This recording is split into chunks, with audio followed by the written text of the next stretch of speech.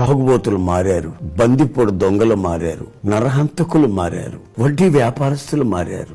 సమాజానికి కీడు చేస్తున్న అనేక రకాల ప్రజలు ప్రభు నమ్ముకుని బాగుపడి వాళ్ళు ఈ రోజున క్షేమంగాను సుఖంగాను పవిత్రంగా జీవిస్తున్నటువంటి వాళ్ళని అనేక మందిని ప్రభు దయచేశాడు. ప్రభు ఒక వాక్యానికి నాకు జ్ఞాపకం చేశాడు. అది యోబు గ్రంథంలో ఉంది. దాన్ని అలాగే ట్యూన్ చేసి ఒక పాటగా రాసుకోవడం జరిగింది. నేను వెళ్ళే మార్గము